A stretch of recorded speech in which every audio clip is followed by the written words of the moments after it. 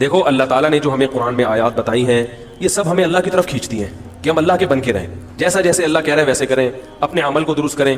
سورہ بقرہ میں اللہ کا ارشاد ہے لیس البر ان تولوا وجوهکم قبل المشرق والمغرب ولكن البر من آمن بالله واليوم الآخر والملائکۃ والکتاب والنبیین. فرمایا ادھر ادھر منہ کر لینا یہ کوئی نیکی نہیں ہے. اصل نیکی یہ کہ پہلے اپنا ایمان درست کرو اور پھر واقام الصلاۃ وآت الزکاۃ والموفون بعہدہم, نماز قائم کرو, زکوٰۃ دو, معاہدوں کی پابندی کرو, اور وآت المال علی حبہ, صرف اللہ سے محبت کی بیس پر ذوی القربى, رشتہ داروں کو پیسے دو, رشتہ داروں کو پیسے دو, والیتامى, یتیموں کو دکھ کھلاؤ, یتیموں پہ خرچ کرو, والمساکین, مسکینوں کو کھلاؤ, وابن السبیل, مسافروں پر خرچ کرو. الو نہ بناؤ مسافر کو کہ اس کو کیا پتہ یہاں کے ریٹ کا تو الو بناؤ اس کو, ایسا نہیں, مسافروں کا خیال کرو. تو یہ 4 قسم کے طبقے پر احسان کرو, اور نماز بھی قائم کرو, اور زکوٰۃ الگ سے دو. اور والصابرین فی البأساء والضراء, کوئی پریشانی آئی تو صبر کرو, چاہے وہ مالی پریشانی ہو, فی البأساء والضراء, جسمانی پریشانی, وحین الباس, اگر میدان جنگ میں لڑنا پڑے تو میدان جنگ میں صبر سے لڑو. اولئک الذین صدقوا, اللہ فرماتے ہیں جن لوگوں کی یہ صفات ہیں یہ ہیں سچے ایمان کے دعوے میں. ہم لوگوں نے اسلام کو بھی ایک, یعنی یوں سمجھیں کہ ایک فیشن ہوتا ہے نا, مختلف قسم کے موسموں میں مختلف قسم کی ایکٹیویٹیز ہوتی ہیں. محرم میں ہمارے ایک نئی قسم کی ایکٹیویٹیز ہوتی ہیں, ربیع الاول میں الگ قسم کے مسلمان بنے ہوتے ہیں ہم لوگ, ٹھیک ہے نا. تو یہ 2 مہینے خاص طور پر ایسے ہیں جس میں یہ 2 مہینے کی جتنی ہماری ایکٹیویٹیز ہیں وہ سب ہم اخپل طریقے سے گزارتے ہیں, جس طرح اللہ اس کے رسول نے بتایا اس طرح سے نہیں گزارتا. اسلام میں کسی کی یوم ولادت یا یوم شہادت یا یوم وفات اس کو کوئی اہمیت نہیں دی گئی ہے. اگر دی گئی ہوتی تو سب سے پہلے محمد صلی اللہ علیہ وسلم کا یوم وفات کا دن ایسا تھا کہ اس پہ ہمیں غم منانے کا حکم دیا جاتا, اور یوم ولادت ایسی تھی جس پہ ہمیں خوشی منانے کا حکم دیا جاتا. کہیں بھی نہیں ملتا ہمیں.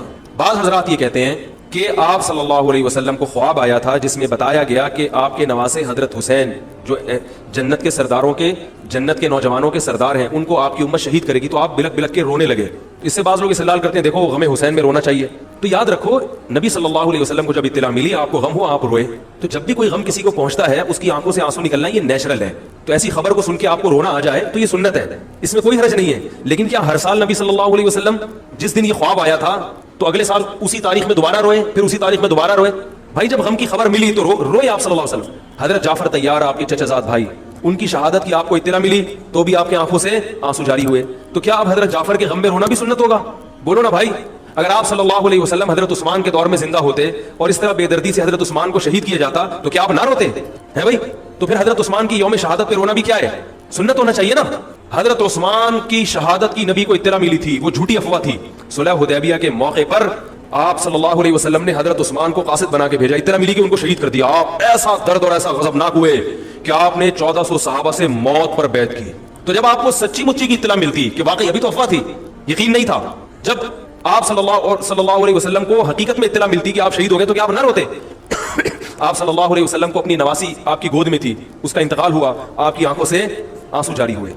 صحابہ نے کہا یا رسول اللہ آپ تو ہمیں صبر کی تلقین کرتے ہیں, آج آپ رو رہے ہیں. تو فرمائیے اللہ کی رحمت ہے, یہ تو اللہ کی رحمت ہے بھائی, اولاد ہے میری. تو کیا جب حضرت وہ جو آپ صلی اللہ علیہ وسلم کی نواسی کا انتقال کی تاریخ آئے گی تو ہم سب روئیں گے بیٹھ کے؟ بولو نا بھائی.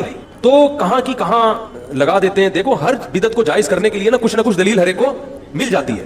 تو میں بار بار کہتا ہوں جو شیعہ حضرات ہیں ان کا مسلک ہے, وہ تو صحابہ کو نہیں مانتے, تو ان کا جو مسلک ہے ان کو کرنے دیں, ان کے کام میں ٹانگ نہ اڑائیں, نہ ان سے بحث کریں, نہ ان کے کام میں ٹانگ اڑائیں. بولے بھائی آپ کا مسلک ہے آپ کریں. میں کہتا ہوں جو سنی لوگ ہیں جن کے اصول ہی الگ ہیں ان سے, وہ یہ سب کیوں کر رہے ہیں بھائی؟ یا تو ادھر ہو جاؤ, شیعہ بن جاؤ. کس نے روکا ہے؟ کوئی گورنمنٹ کی طرف سے پابندی تھوڑی ہے, کوئی پابندی نہیں ہے. آپ شیعہ بن جائے کوئی نہیں روکے گا آپ کو. کوئی شیعہ سنی بننا چاہے اسے کوئی نہیں روکتا, کوئی سنی شیعہ بننا چاہے اسے کوئی نہیں روکتا. لیکن جب آپ سنی ہیں تو پھر آپ کو ان اصولوں پہ چلنا پڑے گا جو اہل سنت والجماعت علماء نے بتائے ہیں. اہل سنت والجماعت کے ہاں رونا عبادت نہیں ہے. ہاں آپ نے کسی دن کربلا کا واقعہ سنا, چاہے محرم میں سنا, ربیع الاول میں سنا, حضرت حسین رضی اللہ تعالیٰ عنہ کی ایک جو دردناک شہادت کا واقعہ آپ نے سنا, آپ کو رونا آ گیا, تو یہ ہے ایمان کی علامت. میرے بیان اب ویڈیو ریکارڈ ہوتے ہیں, پہلے ریکارڈ نہیں ہوتے تھے, آڈیو چلتے تھے. تو میں نے 2 دفعہ زندگی میں پہلی دفعہ جب یہ واقعہ بیان سنا, بیان کے دوران میں بھی رو رہا تھا اور سننے والے بھی رو رہے تھے. نیچرلی آ گیا رونا. پھر دوبارہ میں نے یہ واقعہ بیان کیا, مجھے بھی رونا آ گیا اور سننے والوں کو بھی آ گیا. یہ نیچرل جو آ گیا. لیکن اگر میں اس لیے بیٹھوں کہ میں روم, آج میں پروگرام ہے باقاعدہ بولو بھائی رونے کا, اور آپ کو بھی رلاؤں گا, اور وہ محرم کا واقعہ میں اگر ربیع الاول میں بیان کروں گا تو رونا آ گیا مجھے. تو جو خود سے کسی کا واقعہ سن کے رونا آ جائے اس پہ پابندی نہیں ہے, بلکہ اہل بیت سے محبت کی علامت. لیکن یہ واقعہ جب ہم نے بیان کیا حضرت حسین کا تو مجھے رونا آیا, بالکل اسی طرح رونا جب حضرت عثمان کا واقعہ بیان کیا تو بھی آیا. ظلم تو ان پر بھی ہوا تھا, کوئی کم تھوڑی ہوا تھا. بلکہ مجھے یاد ہے جب میں نے پہلی دفعہ نبی صلی اللہ علیہ وسلم کی سیرت پڑھی, بالکل چھوٹا بچہ تھا, اس وقت میری عمر 9 یا 10 سال ہوگی, اور وہ آپ صلی اللہ علیہ وسلم کی وفات کا واقعہ لکھا تھا. تو اتنے بچے میں تو اتنی سمجھ نہیں ہوتی, لیکن جب مجھے یاد ہے میں پڑھ رہا تھا تو مسلسل آنکھوں سے آنسو بہ رہے تھے. ایسا دردناک واقعہ نبی صلی اللہ علیہ وسلم کی وفات کا.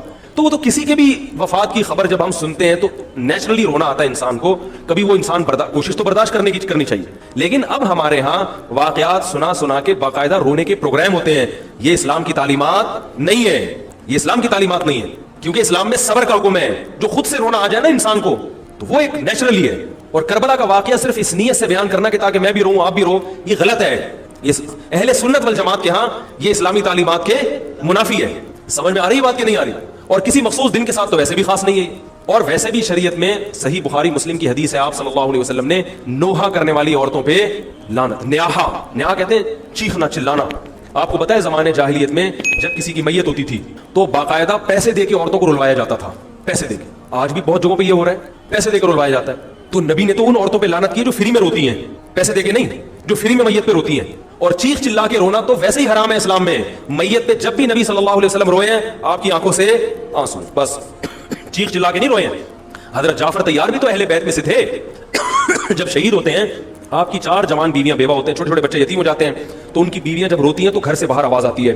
آپ نے پہلی دفعہ سمجھایا جا کے کہ ان سے بولو اپنی آوازوں کو بس کرو. جب دوبارہ تو آپ نے فرمایا منہ پہ خاک پھینک دو جا کے.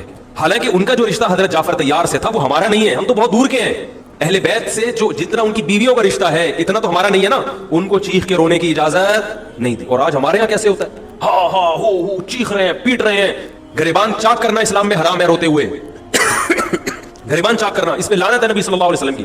تو آج گریبان بھی چاک ہو رہے ہیں, رو بھی رہے ہیں, پیٹ بھی رہے ہیں. تو بھائی وہ شیعہ حضرات کا ایک مسلک ہے, ان کی رائے ہے, ان کو ان کی رائے پہ چلنے دو. آپ جو اہل سنت والجماعت کو فالو کرتے ہو تو یا تو ادھر ہو جاؤ یا ادھر ہو جاؤ, درمیان میلہ لٹکو. درمیانی آدمی کہیں کبھی نہیں ہوتا. درمیان کی جو جنس ہے وہ کہیں کی ہوتی ہے. وہ بیچارہ نہ مرد سے شادی کر سکتا ہے نہ عورت سے. وہ کہتا ہے یا اللہ اگر مجھے آپشن دیتا یا تو ادھر کر دیتا, یا وہ تو ایک اللہ نے آزمائش بنا دی اس کو بیچارے کو, وہ آزمائش ہے, اسی آزمائش پہ اس کو قیامت کے دن اجر ملے گا. لیکن اپنے اختیار سے انسان بیچ کا بننے کی کوشش کرے یہ ٹھیک نہیں ہوتا. اپنے اختیار سے یا تو شیعہ بن جاؤ یا پورے سنی بن جاؤ. تو اہل سنت حدیث کی کتابوں کو فالو کرتے ہیں, اور جو ہماری بخاری مسلم ہے شیعہ حضرات نہیں مانتے ان کتابوں کو, وہ نہیں فالو کرتے ان کو. تو ہم تو ان کو فالو کرتے ہیں. اگر آپ کہتے ہو میں نہیں مانتا ان حدیثوں کو تو پھر بہت ساری چیزیں اور بھی ہیں وہ بھی چھوڑ دو. پھر آپ سمجھ میں آ رہی ہے بات, پھر وہ بھی چھوڑ دو. تو ہم تو ان کتابوں کو فالو کرتے ہیں. ہمارے نبی صلی اللہ علیہ وسلم کے احکام ہیں, میت پہ رونا پیٹنا منع. جب حضرت حسین رضی اللہ تعالی عنہ کا قتل ہوا ہے کربلا میں, اور یقیناً یہ بہت بڑا بدترین ظلم تھا تاریخ کا, تو حضرت جو آپ کے اہل بیت جو باقی بچ گئے تھے ان کا کیا ری ایکشن تھا, جو صحیح اسناد سے جو چیزیں ثابت ہیں ان کا کیا ری ایکٹ تھا. کیا امام زین العابدین نے اس طرح سے لوہے کیے تھے کہ آپ نے سینوں کو پیٹا تھا؟ انہوں نے صبر کیا تھا انہوں نے. اور یہی اہل بیت کی شان تھی. تبھی تو قرآن کے الفاظ کیا ہیں کہ نیکی صرف یہ نہیں ادھر ادھر منہ کر کے نمازیں پڑھ لو, بلکہ والصابرین فی البأساء, جو پریشانیوں کے وقت کیا کرتے ہیں, صبر. تو ہماری نظر میں حضرت حسین کا قتل بھی ایک بہت بڑی ٹینشن, بہت بڑی پریشانی, مگر اس پر ہمیں صبر کا حکم ہے. اگر ہمارے اندر انتقام کی طاقت ہوتی ہے تو انتقام لے لیتے ہم. جو بھی قاتلان حسین تھے ہمیں پتہ چلتا کہ یہ ہے, ہم انتقام لیتے ان سے. اگر انتقام نہیں لے وہ تو چلے گئے دنیا سے اپنے ٹھکانوں کو, جس نے جہنم رسید ہونا تھا وہ تو جہنم رسید ہو چکا ہے. اور اللہ نے حضرت حسین رضی اللہ تعالیٰ عنہ کو شہادت کی برکت سے جنت کے جوانوں کا سردار بنا دیا ہے. تو جس کا جو ٹھکانہ تھا, جس ملعون نے جہاں جانا تھا وہ چلا گیا. اب قرآن کیا کہہ رہا ہے, تلک امۃ قد خلت, جہاں بھی قرآن ایسے واقعات بیان کرتے ہیں یہ قوم تھی جو گزر گئی, لہا ما کسبت, جس نے جو کیا اس کا بدلہ ملے گا, ولکم ما کسبتم, اب تمہارے اعمال اللہ دیکھے گا. اعمال کا مطلب دیکھے گا جن چیزوں کو اللہ نے حلال کیا تم اس پر عمل کرتے ہو, جن چیزوں کو حرام قرار دیا اس سے بچتے ہو کہ نہیں بچتے, یہ چیزیں دیکھی جائیں گی. تو محرم کے ایک الگ, ہمیں محرم نبی صلی اللہ علیہ وسلم کی زندگی میں ہمیشہ آیا ہے, اس میں کیا احکام ہے. محرم میں آپ نے نکاح بھی کیا ہے, محرم منحوس نہیں ہے, محرم تو اشہر حرم میں سے ہے, برکت والا مہینہ ہے. اس میں جو کام کیا جائے گا اس میں برکت ہوگی. اس میں شادی بیاہ کریں گے اس میں انشاءاللہ برکت ہوگی. اس میں کوئی اور عبادت کریں گے اس میں برکت. نبی صلی اللہ علیہ وسلم نے محرم کی الگ فضیلت بیان کی کہ اس میں عبادت کا ثواب, محرم کے روزوں کا ثواب عام مہینوں سے زیادہ ہے. تو یہ سب ہماری شریعت کی تعلیمات ہیں. تو ہمیں ایک طرف ہو جانا چاہیے, ہمیں اسی کو فالو کرنا چاہیے. ہاں یہ وہ دور نہیں ہے کہ آپ دوسروں پہ جا کے انگلیاں اٹھائیں, تم یہ کیوں کر رہے ہو, یہ کیوں, بس چھوڑ دو اس کو. جو جب اس کو سمجھ میں آئے گی تو آ جائے گا, نہیں آئے گی تو 73 فرقے ہیں نا, تو یہ آپ تھوڑی ختم کرو گے, یہ حضرت عیسیٰ علیہ السلام آ کے ختم کریں گے. تو جو کام عیسیٰ علیہ السلام کا ہے وہ خود کرنے کی کوشش بولو بھائی مت کرو. آپ دیکھو کہ ان میں جو صحیح ہے اس کو فالو کرو, باقی بھائی جیسا کر رہے ہو. ہمارے پاس نہ کوئی پولیس ہے نہ کوئی پاور ہے, پولیس بھی ہوتی تو بھی کچھ نہیں کرتی. ہم اگر پولیس میں ہوتے تو کیا کر لیتے. فساد ہوتا ہے ان چیزوں سے. افغانستان میں جب طالبان کی حکومت تھی تو بھائی کون سی والی گھڑی صحیح ہے, میری گھڑی میں تو کیا ٹائم ہو رہا ہے, تو کبھی آگے چلیے. اچھا پھر ابھی بس اذان ہونے والی ہے, ٹھیک ہے بتا.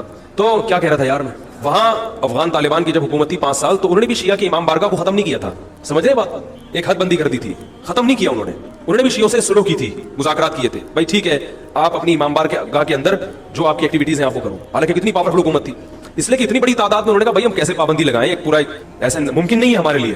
تو گورنمنٹ کے لیے بہت سی چیزیں ممکن نہیں ہوتی, پابندیاں نہیں لگا سکتی گورنمنٹ. تو جو طالبان نہیں ختم کر سکے, حالانکہ طالبان سنی مسلک کے تھے اور وہ شیعہ بالکل ایک, میں نے وہاں امام بارگاہ میں اذانیں بھی سنی ہے, ریڈیو پہ اذان آتی تھی امام بارگاہ سے, میں نے خود سنی ہے کہ بھائی میں نے یہ کہاں سے آ رہی ہوں, افغانستان سے, میں اس وقت اذان ہوں. افغانستان کا چینل اس وقت آتا تھا طالبان کا اردو میں چینل, تو اس میں اذان آ رہی ہوتی تھی شیعہ حضرات کی. تو فرقواریت کا یہ طریقہ ختم کرنے کا نہیں ہے کہ آپ جا کے ان کو چھیڑیں تنگ کریں, بھائی یہ بہت عرصے سے چلے آ رہے ہیں, چلتے رہیں گے. جو صحیح ہوگا اس کو حضرت عیسیٰ علیہ السلام نافذ کر دیں گے, جو غلط کو ڈیلیٹ کر دیں گے خود ہی. اگر ہم غلط ہوئے تو حضرت عیسیٰ علیہ السلام سب سے پہلے ہماری گردنیں اڑا کے ہمیں ڈیلیٹ کر دیں گے, ٹھیک ہے نا. اگر وہ غلط ہوئے تو ان کو ختم کر دیں گے, تو یہ ان کا کام ہے. آج کسی کے بس میں یہ نہیں ہے. تو میں یہ اس لیے کہہ رہا ہوں کہ لڑو مت, گالی گلوچ مت کرو, فیس بک پہ ایک دوسرے کے خلاف نیگیٹو کمنٹس مت کرو, کیونکہ ہم اختلافات کے متحمل نہیں ہیں. ہمیں بہرحال قومی سطح پہ ایک ہی بن کے رہنا ہے. پاکستان کے مقابلے میں جو ہمارے دشمن ہیں ان کے مقابلے میں ہمیں ایک بن کے رہنا. جہاں تک مذہب کا تعلق ہے, بھائی آپ کا مسلک اجازت دیتا ہے آپ کریں, ہمارا مسلک ہمیں اس کی اجازت, ہمارا مسلک ہمیں ماتم دیکھنے کی بھی اجازت نہیں دیتا. سمجھ میں آ رہی ہے بات, ہمیں دیکھنے کی بھی اجازت نہیں, ہم دیکھیں گے بھی نہیں. آپ کا مسلک ہے آپ کریں. تو لڑنا بھڑنا نہیں ہے, میں صرف یہ کہہ رہا ہوں کہ ایک طرف ہو جاؤ, یا ادھر یا بولو بھائی ادھر ہو جاؤ. تو ہم یہ چیزوں کو غلط سمجھتے ہیں, نہ ماتم کو جائز سمجھتے ہیں, نہ رونے پیٹنے کو جائز سمجھتے ہیں. جس طرح سے رویا جا رہا ہے, کسی کو واقعہ کربلا سن کے رونا آ جائے, یہ ایمان کی علامت ہے اہل بیت, لیکن یہ کوئی سنت عمل نہیں ہے کہ باقاعدہ اس کو رلانے کے لیے آرڈر پہ بٹھایا جائے کہ چلو کربلا کا واقعہ سن کے رونا سنت ہے تو آپ بیٹھو تو رو. ایسا نہیں ہے, کچھ ایسی شریعت میں نہیں ہے. اللہ تعالیٰ سے دعا ہے کہ اللہ تعالیٰ ہمیں اہل سنت والجماعت میں اگر ہم ہیں تو حقیقی معنوں میں اس میں داخل کر لے, اور پھر اسی کو فالو کرنے کی توفیق عطا فرمائے, اور ملک کو بدامنی سے محفوظ فرمائے. بات ہے اللہ تعالیٰ کہہ رہے ہیں کہ رب سے ڈرو, مگر قرآن میں جو اللہ اپنا تعارف کروا رہے ہیں اس میں ڈرنے کا عنصر نہیں ہے. قرآن شروع ہو رہا ہے الحمدللہ رب العالمین, تمام تعریفیں اللہ کے لیے ہیں جو تمام جہانوں کا پالنے والا ہے. تو پالنے والے سے تو محبت ہوتی ہے یا ڈرا جاتا ہے؟ آپ اپنے پالنے والے کو جب دیکھتے ہو کہ جو دیکھو بچے کو ماں پالتی ہے, تو بچہ ماں سے ڈرتا ہے یا محبت کرتا ہے؟ محبت کرتا ہے. وہ تو جس چیز سے ڈرے گا تو ماں کی طرف جائے گا. بچے کو جب بھی دنیا میں کسی بھی چیز سے ڈر لگتا ہے تو بھاگتا کہاں ہے؟ ماں کی گود کی طرف. اس کو پتا ہے کہ ماں بچائے گی اور ماں مجھے پالتی ہے. تو اللہ جو اپنا انٹروڈکشن کروا رہے ہیں قرآن مجید میں, تمام تعریفیں اللہ کے لیے ہیں جو تمام جہانوں کا مربی ہے, پالنے والا ہے. آگے اللہ نے اپنی صفت بیان کی, الرحمن بہت بڑا مہربان, الرحیم نہایت رحم کرنے والا. عربی بڑی فصیح و بلیغ زبان ہے. اس رحمان اور رحیم کا کوئی متبادل لفظ کسی زبان میں ہے ہی نہیں. انگلش میں کہتے ہیں موسٹ مرسیفل, اردو میں کہتے ہیں بڑا مہربان. حالانکہ رحمان الگ ہے, رحیم الگ ہے. عربی بہت فصیح و بلیغ زبان ہے. دیکھو اللہ کے جو 99 نام ہے نا, 99 جو قرآن میں جن کا تذکرہ ملتا ہے, ان 99 ناموں کا کسی اور زبان میں ترجمہ ہی نہیں ہو سکتا, کیونکہ دوسری زبانوں میں وہ الفاظ ہی نہیں ہے. اس کو بس وہ موسٹ اور اس طرح کے الفاظ لگا لگا کے نا کوشش کرتے ہیں کہ اس کے قریب پہنچے. تو اللہ نے اپنا جو تعارف کروایا الرحمن, رحمان بھی مبالغہ ہے. مبالغہ سمجھتے ہو, جیسے گڈ بیٹر بیسٹ نا, گڈ کا معنی اچھا, بیٹر کا معنی زیادہ اچھا, بیسٹ کا معنی سب سے اچھا. تو مبالغہ, اس مبالغہ کہتے ہیں کہ کسی میں کوئی صفت کوٹ کوٹ کے بھری ہوئی ہو, کوٹ کوٹ کے کسی میں کوئی صفت بھری ہوئی ہو, تو اس کو اس کے لیے عربی میں الگ سے الفاظ استعمال ہوتے ہیں. جیسے آپ یوں سمجھ لیں کہ ایک ڈرائیور ہے. ڈرائیور وہ ہوتا ہے, ڈرائیور کی 2 قسمیں, ایک وہ جو گاڑی چلا رہا ہو تو ہم اس کو کہیں گے یہ ڈرائیو کر رہا ہے, ضروری نہیں کہ وہ ڈرائیور بھی ہو, ہر ڈرائیو کرنے والا ڈرائیور نہیں ہوتا. اور ایک وہ ہوتا ہے جو گاڑی نہیں بھی چلا رہا مگر پھر بھی کیا ہے, کوئی ڈرائیور ہے. بات آ رہی ہے سمجھ میں؟ اس کو صیغہ صفت کہتے ہیں. پہلی قسم کو اس میں فاعل کہتے ہیں. اس میں فاعل مطلب ڈرائیو کر رہا ہے, چاہے ڈرائیور ہو یا نہ ہو. اور یہ ڈرائیو نہیں بھی کر کے کیا ہے, ڈرائیور ہے. یعنی اس کو اتنی مہارت ہے کہ اس کی گویا لقب ہے, اس کی صفت پڑ گئی ہے ڈرائیور. بھائی یہ بندہ کیا ہے, ڈرائیور ہے, چاہے وہ ڈرائیو نہیں بھی کر رہا ہو. اور ایک آدمی ڈرائیور نہیں ہوتا لیکن وہ جب ڈرائیو کر رہا ہوتا ہے تو ڈرائیور کہتے ہیں, جب نہیں کر رہا ہوتا تو ڈرائیور بلکہ انجینئر ہے, یہ تو ڈاکٹر ہے, ڈرائیور تھوڑی ہے. ابھی چونکہ ڈرائیو کر رہا ہے اس لیے ہم اس کو ابھی کیا کہیں گے, ڈرائیور. اس معنی میں نہیں بلکہ اس معنی میں کہ ڈرائیو کر رہا ہے. تو الرحمن کا مطلب یہ نہیں کہ رحم کرنے والا, رحم کرنے والا نہیں, کیونکہ جو جس وقت رحم کر رہا ہوتا ہے اس کو راحم کہتے ہیں. راحم رحم کر رہا ہے, رحم اس کی صفت ہے یا نہیں ہے, اس کی ذات کے ساتھ چپکی ہوئی ہے یا نہیں, راحم کا لفظ اس کو ڈیفائن نہیں کرتا. بھائی سمجھ میں نہیں آ رہا کیا ہو گیا؟ رحمان کا مطلب ایک معنی تو رحمان میں ایک کا مطلب یہ اس کی صفت لازم ہے, اس کے ساتھ یہ چپکی ہوئی ہے. یعنی یہ گویا رحم جو ہے نا, رحم رحمت والا مادہ اس کی, جیسے ہم دیکھو کوئی کسی موقع پر بہادری کا ارتکاب کرتا ہے تو لوگ کہتے ہیں اس نے بہادری دکھائی, مگر ضروری نہیں کہ وہ بہادر بھی ہو. اور آسان مثال, ایک آدمی بدماش مشہور ہو جاتا ہے, بدماش محلے کا, لیکن وہ اس وقت بدماشی کر تھوڑی رہا ہے. ہر وقت تو کوئی بدماش بھی بدماشی نہیں کرتا, کبھی کبھار وہ شرافت کا مظاہرہ بھی کر رہا ہوتا ہے. تبھی کہتے ہیں بدماش, مگر اس دفعہ اس نے بڑی شرافت دکھائی ہے, شر اور آفت نہیں دکھائی, کہتے ہیں نا. لیکن اس کی وجہ سے اس کو شریف نہیں کہتے ہم, شریف نہیں کہتے. شریف وہ ہے جو شرافت میں مشہور ہو گیا ہو, اس کی یعنی جسم کا ایک خاصہ بن چکا ہو, اس کی ایک صفت لازم بن چکی ہو کہ بھئی یہ چونکہ بندہ شریف ہے لہذا یہ تو کبھی غلط کام کرے گا ہی نہیں. تو رحمان اور رحیم یہ صیغہ صفت ہیں, یہ اس میں فاعل نہیں ہے. کیا مطلب؟ اللہ کی ذات کے ساتھ رحمت ہمیشہ کے لیے اٹیچ ہو گئی ہے, یعنی اللہ کی صفت لازم ہے کہ اس نے رحمت بہرحال کرنی ہی ہے, کرنی ہے اس نے رحمت. جیسے جو ڈرائیور ہوتا ہے نا, ڈرائیور وہ گاڑی نہیں بھی چلا رہا ہوتا تو ڈرائیونگ آنا یہ بہرحال اس کا ایک لازمی صفت ہے, یہ تو آتی جہاں بھی بٹھا دو گے چلائے گا یہ, اگرچہ بھی نہیں. پائلٹ کسے کہتے ہیں؟ ضروری نہیں جو جہاز اڑا رہا ہو, بلکہ جس کو اڑانا آتا ہو. تو اسی طرح راحم عربی میں کہتے ہیں جو رحم کر رہا ہو. رحمان اور رحیم کہتے ہیں رحمت جس کی صفت لازم ہو, اس کی ذات کے ساتھ متصل ہو, یعنی اس کی عادت ہو. تو جو راحم ہوتا ہے یا رحیم یا رحمان ہوتا ہے وہ غضب والا نہیں ہوتا. بات آ رہی ہے سمجھ میں کہ نہیں آ رہی؟ غضب اس کی صفت لازمہ میں سے نہیں ہے, کبھی کبھار غصہ آئے گا اس کو, اصل اس کی صفت غضب یا انتقام نہیں ہے. تو اللہ کی بھی اصل صفت ہے رحمت, مخلوق پر کیا کرنا؟ رحم.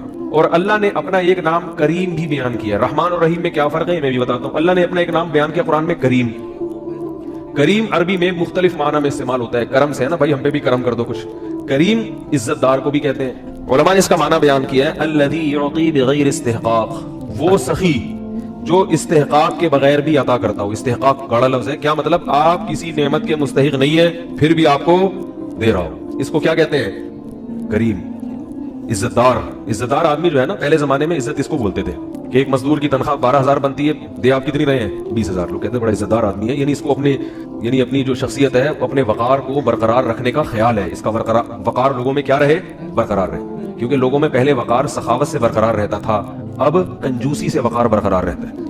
حقیقت بتا رہا ہوں. اب اگر مزدور کی تنخواہ 12,000 ہے تو اس کو دیں گے کتنے؟ 6,000, اور 6,000 روک لیں گے ترسا ترسا کے, ذلیل کر کے اس کو دینے کے لیے, سمجھ رہے ہیں نا. اور پھر ایسے دیں گے جیسے کوئی احسان جتلا رہے ہیں اس کے اوپر, اور پھر بتاتے ہیں کہ ہم کتنے لوگ ہیں جو تنخواہ اس لیے نہیں دیتے کہ روک کے رکھو, جتنا پیسہ ہمارے پاس رہے گا اس کو انویسٹمنٹ کر کے کماتے رہیں گے, اور ملازمین کی تنخواہیں روک کے رکھے رہیں گے. ایک صاحب مجھے کہنے لگے کہ ہر پہلی تاریخ کو ہر 5 تاریخ کو مالک مکان آ جاتا ہے گھنٹی بجانے کے لیے کرایہ چاہیے.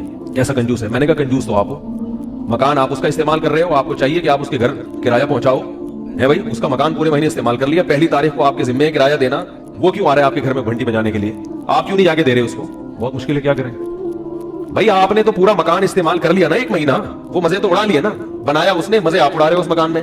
اب وہ 5 تاریخ کو آ جاتا ہے, وہ پھر بھی 5 کو اس لیے آ رہا ہے کہ چلو پہلی کو تنخواہ ملی ہوگی تو میں ایک دم نہ پہنچ جاؤں, 5 تک آپ کو اس نے سہولت دے دی. ہونا کیا چاہیے کہ آپ نے بھی تو اس کا پورے مہینے مکان استعمال کر لیا. اب آپ کا فرض بنتا ہے کہ اس کے گھر پہ آئے بغیر آپ اس کو کرایہ. تو ہمارے یہاں نا الٹی گنگا بہ رہی ہے, لوگوں کو پتہ ہی نہیں ہے کس کا حق کیا ہے. بس کوئی مانگنے آ جائے نا اپنا حق, غصہ آتا ہے کیوں مانگ رہا ہے, مانگ کیوں رہا ہے. تو خیر, تو کریم کسے کہتے ہیں؟ یعطی بغیر استحقاق, کہ آپ مستحق نہیں ہیں تو بھی آپ کو. دیکھو میں اگر مالک مکان ہوتا نا پھر مالک مکان کے حق میں بیانات کرتا تو آپ کہتے ہیں مولوی صاحب تو اپنے فائدے میں کر رہے ہیں, ان کے کرایہ دار تنگ کر. میں خود کرایہ دار ہوں, سمجھ رہے ہو, میں خود کیا ہوں؟ کرایہ دار ہوں. مجھے پتا ہے کہ کرایہ دار اکثر مالک مکان پہ ظلم کرتے ہیں. اکثر کرایہ دار گھر کی واٹ لگا دیتے ہیں. کسی کو گھر دے دو نا کرایہ پر, وہ گھر کی ایسی کی تیسی کر دے گا. اتنا کرایہ نہیں ادا کر رہا ہوتا جتنا مالک مکان کو گھر کی ریپیئرنگ میں دوبارہ سے خرچہ کرنا پڑتا ہے. کیا کریں, چلو خیر. تو قرآن مجید میں اللہ کا ایک نام کیا ہے؟ کریم, جو بغیر استحقاق کے آپ کو بولو بھائی دے رہا ہے. آپ مستحق نہیں ہے پھر بھی دے رہا ہے. تو اللہ نے اپنے جتنے نام قرآن میں بیان کیے, اور خاص طور پر 2 صفات اللہ نے اپنی بہت زیادہ ہائی لائٹ کی ہیں, الرحمن اور بولو بھائی الرحیم. یہ صفات اللہ کو اتنی محبوب ہیں. پہلے میں رحمان اور رحیم کا فرق بتا دوں, دونوں میں مبالغہ ہے. اچھا, 2 طرح سے مبالغہ. ایک تو یہ کہ راحم کا مطلب اس وقت رحم کر رہا ہے, رحمان اور رحیم کا مطلب رحمت اس کی صفتیں لازمہ ہیں, تو یہ بھی ایک مبالغہ ہو گیا نا. دوسری طرح مبالغہ یہ ہے کہ تھوڑی بھی اس کے یعنی یہ بہت ماہر, جیسے ڈرائیور جو ہے نا, ڈرائیور ایک نارمل ڈرائیور ہوتا ہے جو گاڑیاں چلاتا ہے بڑے آرام سے, وہ کیا ہوتا ہے؟ ماہر ڈرائیور. تو ماہر ڈرائیور کے لیے الگ سے تو کوئی انگلش میں لفظ نہیں ہے, نہ اردو میں ہے. تو عربی میں مبالغے کے الگ سے صیغے ہوتے ہیں, جس سے پتہ چلتا ہے کہ یہ صفت اس میں بہت زیادہ, ایک تو اس کے لازمی حصہ ہے یہ, دوسرا تھوڑی نہیں ہے بلکہ کوٹ کے اس کے اندر یہ صفت بھری ہوئی ہے. تو الرحمن کا مطلب یہ رحمت بہت زیادہ ہے اللہ کے اندر. اور رحیم کا مطلب بھی رحمت بہت زیادہ ہے اللہ کے اندر. اب بہت زیادہ جب دونوں کا مطلب ہی بہت زیادہ ہے تو یہ الگ الگ الفاظ کیوں ہیں؟ کیا ہو گیا بھائی؟ سوال پیدا ہوتا ہے نا کہ جب دونوں کا مطلب بہت زیادہ رحمت ہے تو رحمان کا لفظ الگ کیوں، رحیم کا لفظ الگ کیوں؟ علماء نے اس کا مفہوم بیان کیا ہے کہ بہت زیادہ رحمت دو طرح سے ہوتی ہے. میں اس کو مثال سے سمجھاتا ہوں. دیکھو ہم کہتے ہیں کہ فلاں آدمی علاقے کا بہت بڑا سخی آدمی ہے، بہت بڑا سخی. تو بہت بڑے سخی کے دو مطلب ہوتے ہیں. ایک مطلب تو یہ کہ ہر ایک کو نوازتا ہے، کوئی بھی فقیر اس کے پاس چلا جائے قرضہ مانگنے کے لیے، بھیک مانگنے کے لیے، تو کسی کو بھی مایوس نہیں کرتا، چاہے تھوڑا دے مگر دیتا ضرور ہے. یہ بھی بہت بڑا سخی ہے. کیا خیال ہے؟ اتنا سخی تو دنیا میں کوئی نہیں ہوتا، کوئی بھی مانگے تو کچھ نہ کچھ دینا ہی ہے لازمی. اور ایک بہت بڑا سخی وہ ہوتا ہے کہ وہ ہر ایک کو نہیں دیتا. وہ پہلے تھوڑی آواز کم ہو گئی ہے اس کی، وہ تحقیق کرتا ہے، شور ابھی بھی ہو رہا ہے، وہ تحقیق کرتا ہے کہ کوئی مستحق ہے یا نہیں ہے. ہر ایک کو نہیں دیتا، اس کو پتا ہے بھائی فراڈی فقیر بہت معاشرے میں گھوم رہے ہیں، کوئی بھی آئے گا تو بیوقوف بنا سکتا ہے، وہ تحقیق کرتا ہے. لیکن جب تحقیق سے ثابت ہو جائے کہ یہ واقعی مستحق ہے تو پھر تھوڑا نہیں دیتا، پھر چھپڑ پھاڑ کے دیتا ہے اس کو. اس کو بھی لوگ کیا کہتے ہیں؟ یار بڑا آدمی ہے بھائی، بڑا سخی آدمی ہے. تو اللہ تعالیٰ میں جو رحمت والی صفت ہے، یہ دونوں صفتیں علی وجہ الکمال ہیں. الرحمن کا مطلب اس کی رحمت سے کوئی بھی بچا ہوا نہیں ہے، کوئی ایسی مخلوق نہیں ہے جس پہ اللہ نے رحم نہ کیا ہو. اور رحیم کا مطلب رحم بھی تھوڑا نہیں کرتا، بہت زیادہ کر رہا ہوتا ہے. تھوڑا رحم نہیں بلکہ بہت زیادہ رحم کرتا ہے وہ. اسی وجہ سے علماء کہتے ہیں کہ رحمان اللہ دنیا میں ہے اور رحیم آخرت میں ہوگا. یہ ایک مفہوم بیان کیا گیا ہے. رحمان کا مطلب ہر ایک پر رحم کر رہا ہے، کافر پر بھی اور مسلمان پر بھی. لیکن رحیم صرف کس کے لیے ہوگا؟ مسلمان کے لیے آخرت میں، جو جنت کی صورت میں ان پر رحم کرے گا، جو جس کی کوئی مثال نہیں ملتی. جنت ایسی اللہ نے بنائی ہے کہ بہت تھوڑا عمل ہم نے کیا اور اللہ اس کا بدلہ بہت زیادہ دے گا جنت